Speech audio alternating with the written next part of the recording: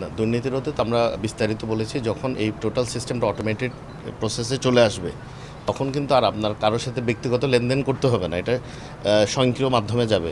এটার জন্য এটা আসলে চালু করেছি আমরা 1 মাসের উপরে হয়, কিন্তু এটা জনগণ এখনও জানে না। আমরা এই জন্য আপনাদের মাধ্যমে সহ বিভিন্নভাবে মসজিদ মাদ্রাসায় আমরা এটা প্রচার করছি, জুমার দিনে বা মাইকিং করছি, জনবহুল স্থানে আমরা কিছু বিলবোর্ড দেওয়ার চেষ্টা করছি যে এই সেবাগুলোর ব্যাপারে যদি আমরা জনগণকে অবহিত করতে পারি, তাদেরকে যদি সচেতন করতে পারি, তাহলে এই সেবাগুলো যত দ্রুত তারা গ্রহণ করবে, দুর্নীতি অত তাড়াতাড়ি এখান থেকে কমে যাবে।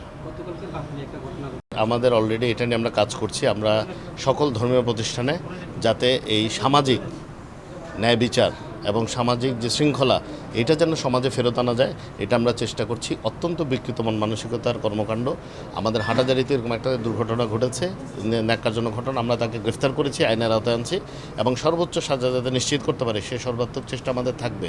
কিন্তু এই ধরনের যে বিকৃত মস্তিষ্কের যে অপরাধগুলো, এগুলো কিন্তু শুধুমাত্র আইন দিয়ে কন্ট্রোল করতে পারবেন না, এখানে সমাজ পরিবর্তনের প্রয়োজন। আমি কিন্তু বারবার আপনাদের মাধ্যমে আহ্বান জানিয়েছি যে আমাদের সমাজ পরিবর্তনে সবাইকে কাজ করতে হবে। সমাজের এই সকল স্তরের মানুষকে নিয়ে একটা জনসচেতনতা সৃষ্টি করতে হবে, যাতে আমাদের সমাজে এই ধরনের কোনো লোক জায়গা না পায়। আমাদের হাটাজারিতে আমরা সকল প্রশাসন মিলে একসাথে কাজ করছি, রাজনীতিবিদ, সুশীল সমাজ সহ, সাংবাদকর্মী, আপনাদের সহ, আমরা সবাইকে নিয়ে, সকল শ্রেণী পেশার মানুষকে নিয়ে একটি অপরাধমুক্ত, শান্তিপূর্ণ এবং সৌহার্দ্যের হাটাজারি আমরা গড়তে চাচ্ছি। ইনশাল্লাহ আমি বিশ্বাস করি আমরা যদি সবাই একত্রে কাজ করি এটা সম্ভব হবে। Thank you. যখন নির্বাচনকালীন সময় আপনারা আমার সাথে ঘুরেছেন, আমরা যখন ক্যাম্পেইন করেছি, আমি সরাসরি কিছু প্রস্তাব করেছি এবং কিছু প্রতিশ্রুতি দিয়েছি। এবং আপনি খেয়াল করে থাকবেন গত 95 দিনে প্রায় 84টি আমরা উন্নয়নমূলক কর্মকাণ্ড সহ সমাজ উন্নয়নমূলক কর্মকাণ্ড আমরা চালু করেছি। এবং যেটা ফ্যামিলি কার্ড, সেটাও কিন্তু তৃতীয় ধাপে হাটাজারির গোমানমধ্যে ইউনিয়নের একটি ওয়ার্ড সিলেক্টেড হয়েছে।